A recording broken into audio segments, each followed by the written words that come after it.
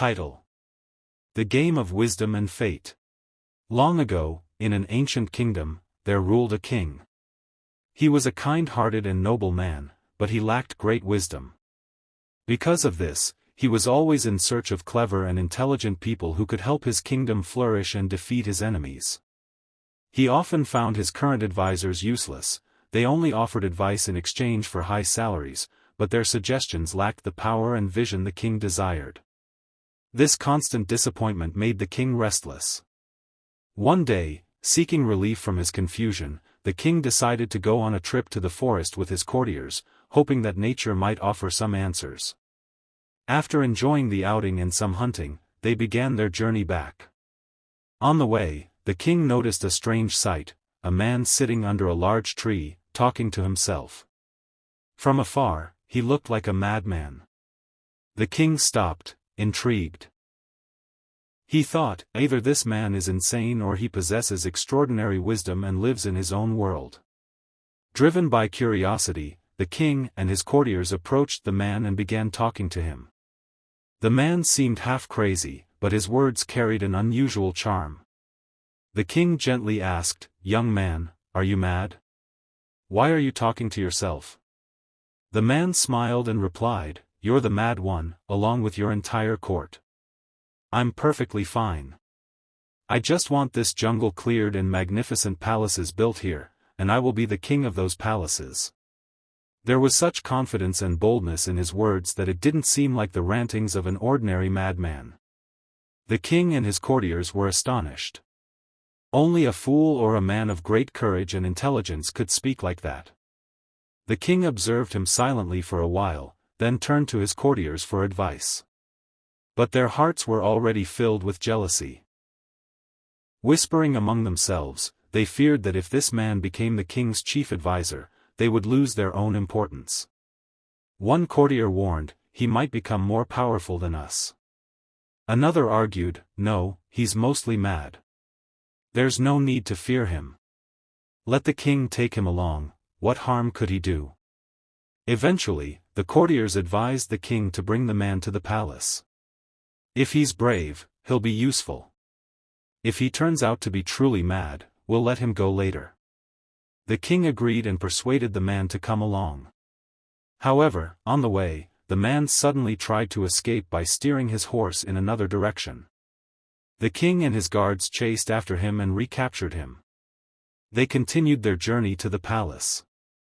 As they arrived, they were shocked to see crowds of people cheering and congratulating the king. Confused, the king asked what the celebration was about. The people said, "Your Majesty, the route you took for hunting had enemy soldiers waiting in ambush with deadly weapons.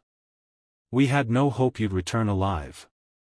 But you changed your path. You are truly wise." The crowd declared, "You are very wise, Your Majesty."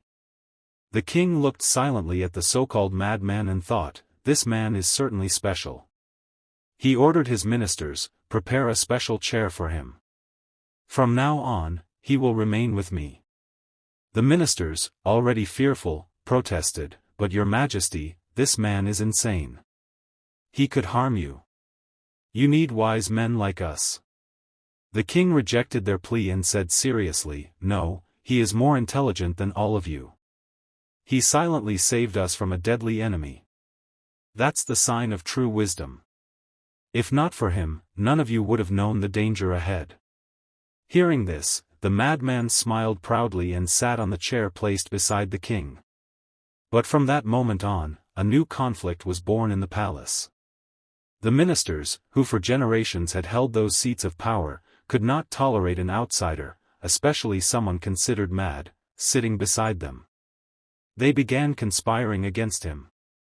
But honor and disgrace are in God's hands. When he decides to lift someone, no force on earth can bring him down. Listening to this story strengthens one's belief in God's wisdom. He can make a beggar into a king, and a king into a beggar. When he wishes to elevate someone, all the world's conspiracies fail. Despite the minister's envy and schemes, the so-called madman continued to rise in status. One day, while the court was in session, a few men from the public respectfully approached him. They said politely, "Sir, peace be upon you. We want to advise you. You may not understand the king's rules and court etiquette. Please be careful not to do anything that might lead to punishment." Confused, the man replied, "Punishment? But I never asked to be brought here. Take me back."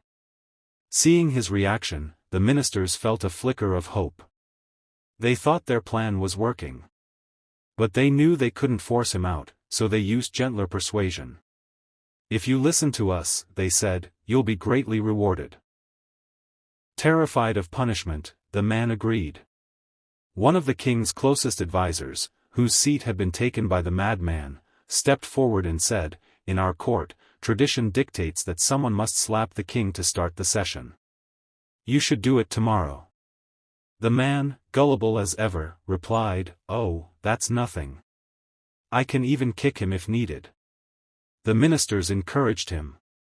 The next day, when the king sat on his throne, the man stepped forward and gave him a loud slap on the neck, so hard that the crown flew off.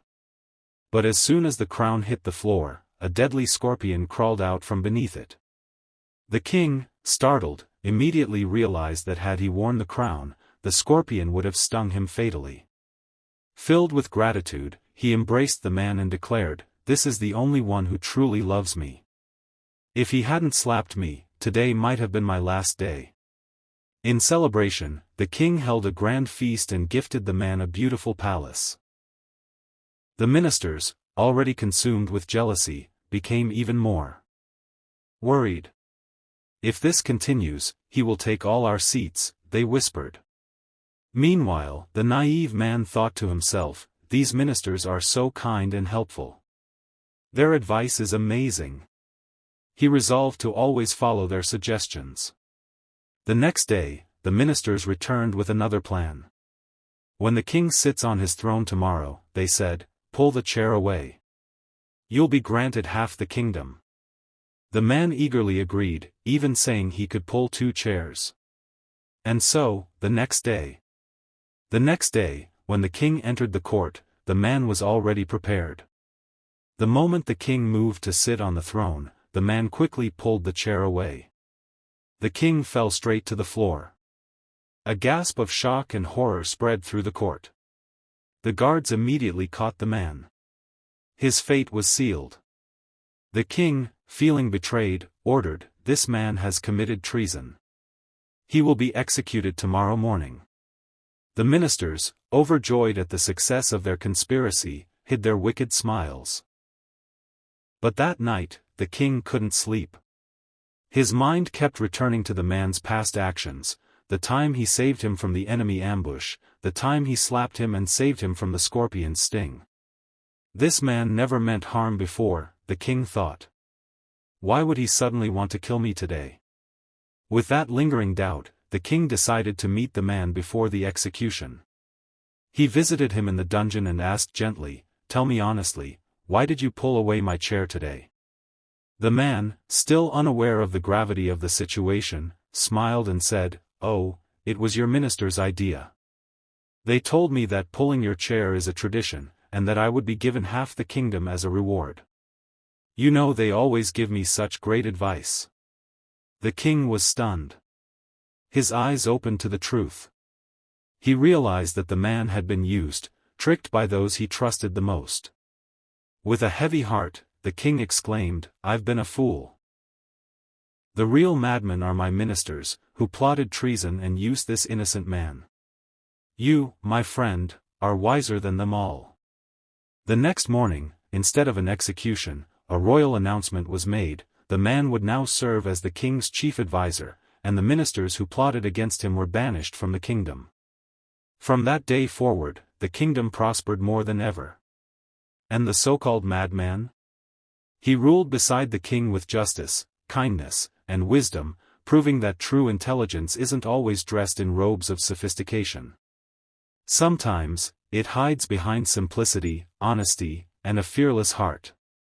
Moral: never judge someone by their appearance or lack of worldly cleverness. Wisdom often comes in unexpected forms. And remember, kindness, truth, and sincerity will always shine through in the end. Sports are a motivational stories.